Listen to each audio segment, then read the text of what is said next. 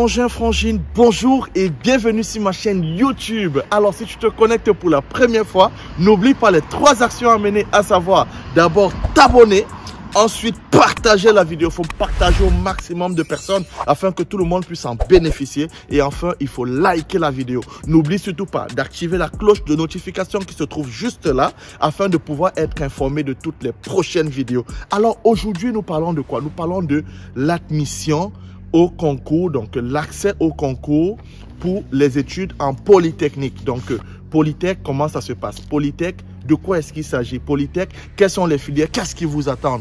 Alors, nous parlons donc de Polytechnique aujourd'hui. Et puis, je rappelle que je fais cette vidéo sur la demande d'une de mes abonnés qui avait mis en commentaire, qui me demandait de faire une vidéo sur Polytechnique. Alors, déjà, vous devez savoir que Polytech, c'est organisé par 4 institutions, donc 4 universités qui le font en commun. Nous avons ici l'Université libre de Bruxelles, dans la faculté de Polytechnique, l'Université de Mons et l'école de Polytechnique par la faculté, dans l'école de Polytechnique de l'Université libre de Bruxelles, de Mons, et l'UCL aussi, donc Université catholique de Louvain, et enfin l'Université de Liège. Donc voilà les 4 universités qui organisent cette formation. Et ces 4 universités organisent la formation conjointement, sauf que chacune est indépendante. C'est la raison pour laquelle le concours a lieu presque les mêmes jours. Les matières qui sont sélectionnées par les 4 universités en unanimité. Et aussi, le déroulement des épreuves est exactement le même. Alors, comment faire pour participer à cet examen? Pour participer à cet examen, il est question tout simplement de commencer par s'inscrire. Donc, s'inscrire à l'examen. Mais l'inscription à l'examen se fait comment? En fait, vous devez d'abord pouvoir candidater. Donc, il y a une double sélection. La première sélection, vous candidatez d'abord dans l'université de votre choix. Donc, entre les 4 que je viens de citer, vous allez soumettre votre demande d'admission dans l'une de ces universités en suivant le même processus que tout le monde pour toutes les autres filières. Donc, je vais sur le site de l'Université libre de Bruxelles, je vais candidater. Je paye normalement les 200 € qui sont demandés pour candidater. Je me rassure que je remplis les critères, les conditions. Première condition, il faut avoir 13 de moyenne au baccalauréat. Et pour Polytech, il faut avoir même 14 de moyenne au baccalauréat. Donc 13, ça peut passer, mais si vous avez 14, c'est encore mieux. De 2, vous devez avoir au moins 12 sur 20 en mathématiques, en physique et en chimie. Vous devez avoir au moins 12 sur 20 dans chacune de ces matières pour pouvoir candidater à cet examen. Donc une fois que vous avez déposé votre dossier, que l'ULB a étudié votre dossier et vous a donné une réponse positive. Je parle de l'ULB, je pourrais parler de l'Université de Liège, de Mons ou bien ou alors l'Université libre de Bruxelles. Donc, vous candidatez dans chacune de ces universités ou l'Université catholique de Louvain.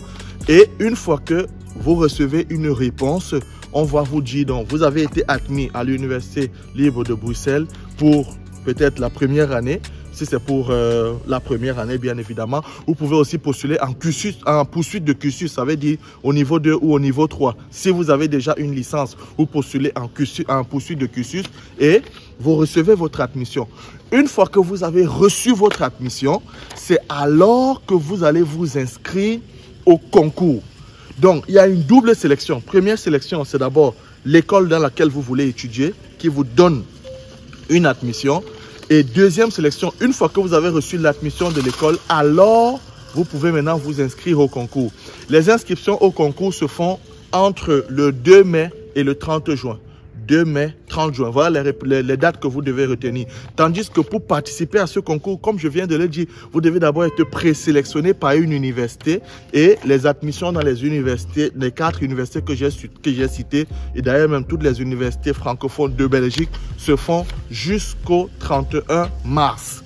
Donc vous avez jusqu'à la fin du mois de mars pour pouvoir vous inscrire d'abord dans l'une de ces universités, donc candidater, payer les 200 € qui sont demandés pour pouvoir recevoir maintenant une admission. Et une fois que vous avez reçu l'admission, entre le 2 mai et le 30 juin, vous pouvez alors candidater, postuler ou alors vous inscrire tout simplement dans l'une de ces universités. Et une fois que vous avez procédé à l'inscription, vous devez donc tout faire pour avoir le visa avant la date du concours. Donc les dates du concours sont les suivantes. Le concours aura lieu du 1er. Donc d'abord le premier, il y a deux sessions d'examen, j'ai oublié de vous préciser. On a 2 sessions d'examen.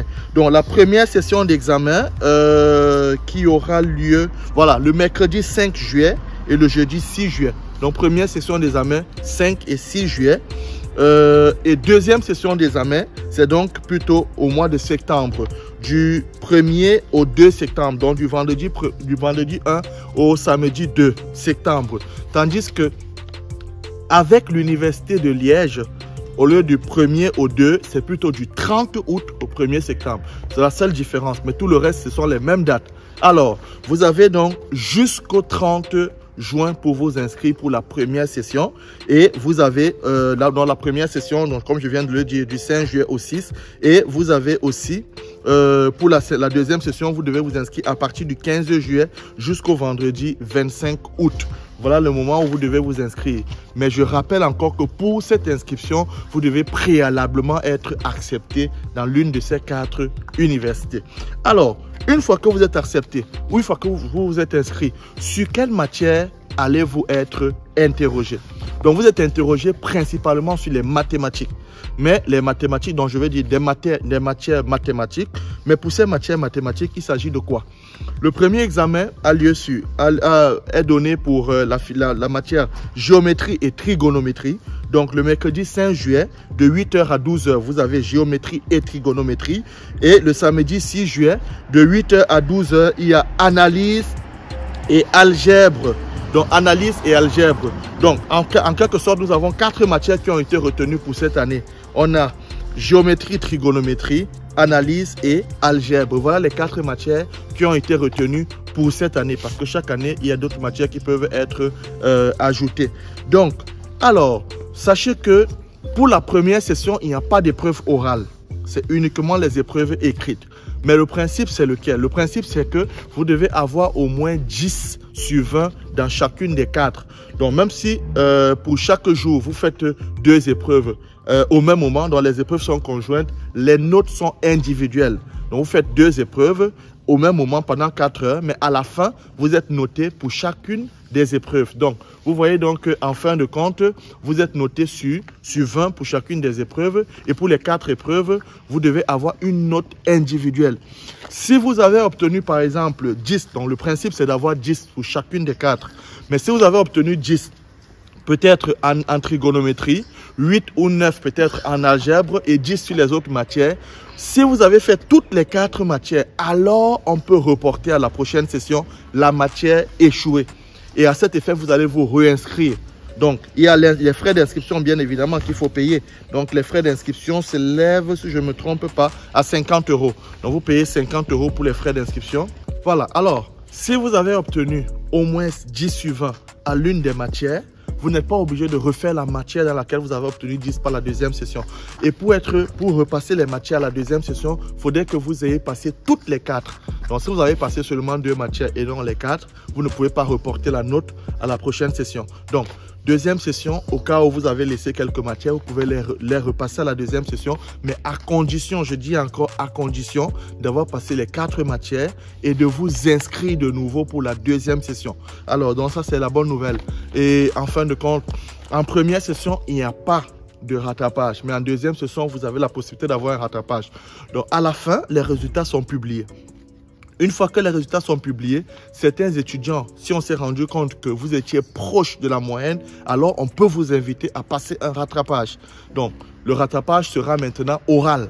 Donc là, c'est une session orale pour pouvoir voir dans quelle mesure la matière que vous n'avez pas validée.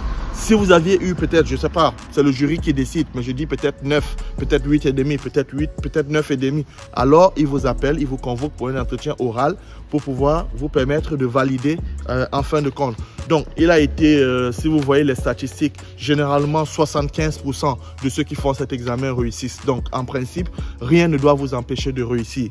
C'est un examen, c'est mathématiques, niveau 5e, 6e secondaire. 5e, 6e secondaire, généralement chez nous, en fait, dans mon pays au Cameroun, c'est première terminale. Donc, c'est le programme de première terminale. Donc, vous voyez les 2 dernières années avant le baccalauréat. C'est ce programme-là qui est donné, mais c'est le programme de 6 heures par semaine. Donc, il faut bien regarder. Vous pouvez aussi demander, si vous regardez sur le site internet du service de l'enseignement secondaire pour voir les programmes de mathématiques de 5e et 6e secondaire de Belgique. C'est comme ça qu'on se cultive, les gars. Ne pensez pas que ça viendra, ça va tomber du ciel. Non, ça ne tombera pas du ciel. Alors, autre chose que vous deviez savoir aussi, c'est tout simplement que la réussite à cet examen vous autorise donc à l'inscription dans n'importe quelle université. Si vous réussissez à l'examen, vous pouvez maintenant demander aussi l'admission dans n'importe quelle université puisque vous êtes déjà sur le territoire. Donc en réussissant, même si vous êtes inscrit à l'Université libre de Bruxelles, en réussissant, vous pouvez aller à Liège si vous voulez. C'est pas un problème. Mais après, il faudra encore changer. Pour nous, les étudiants hors Union européenne, c'est un peu compliqué parce qu'il faut changer de garant, il faut changer. Donc il y a beaucoup de choses qui vont se mettre en place en ce moment-là. Donc, pour nous résumer, vous voulez faire la procédure. Donc ça c'est l'accès, j'ai oublié de vous dire. Donc ça c'est pour l'accès en bachelier en sciences de l'ingénieur, orientation ingénieur civil ou ingénieur civil architecte. Donc pour entrer en sciences de l'ingénieur, orientation ingénieur civil ou ingénieur civil architecte, vous avez donc besoin de faire un examen qu'on appelle l'examen d'entrée. C'est cet examen d'entrée, c'est de cet examen d'entrée dont nous parlons en ce moment. Alors, vous pouvez déjà dès à présent postuler dans les universités, candidater dans les universités afin d'être admis dans l'une des universités en fonction des critères bien évidemment. Mais après vous allez toujours changer. Donc ceux qui ont déjà obtenu une licence avec une très bonne moyenne, vous pouvez postuler à Polytech. Vous pouvez postuler à Polytech sans problème. Mais cette fois-ci, ce sera Polytech en master. En master, vous n'avez plus besoin du concours. Donc, vous pouvez aussi postuler en poursuite de cursus. Hein. Donc, si vous avez déjà une licence, vous pouvez postuler en poursuite de cursus. Ça veut dire au niveau 2 ou au niveau 3. Mais on va vous admettre au niveau 2, on va vous admettre au niveau 3. Sauf que vous êtes obligé de venir recommencer absolument la première, de venir refaire le concours. Et c'est après le concours que vous allez maintenant aller rejoindre votre niveau 2, niveau 3. En fait, la loi belge voudrait que tout étudiant inscrit en bachelier à Polytechnique, dans une école de Polytechnique en Belgique, ait réussi un concours, ait en sa possession un certificat d'admission ou bien de réussite au concours.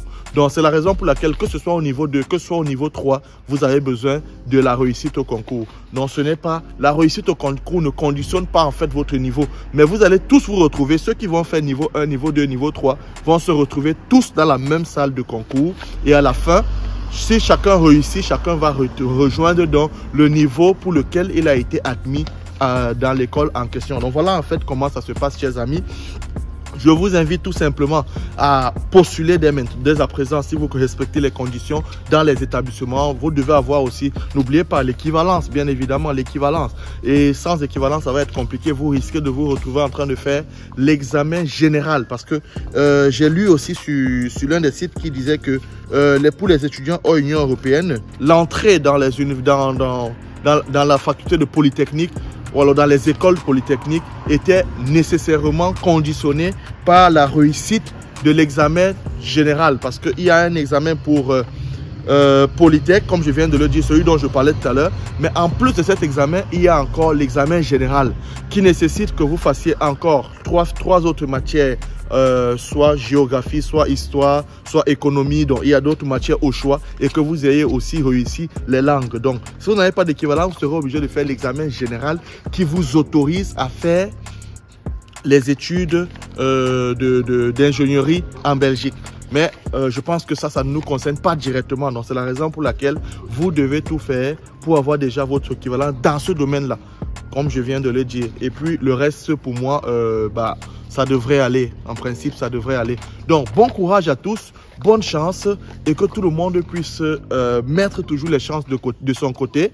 N'oubliez pas, les gars, si vous vous rendez compte que vous voulez faire Polytech et que vous ne respectez pas les conditions, cherchez une autre école, une haute école ou alors une autre filière, mais qui rentre exactement en droite ligne avec ce que vous avez fait. Mais ne prenez pas sur vous de vous engager et de perdre 200 €, de perdre tout le reste et de voir votre programme, votre projet comme ça tomber. Donc, une fois de plus, les gars, on est ensemble restez connectés, restez scotchés sur la chaîne parce que de bonnes nouvelles vont s'annoncer.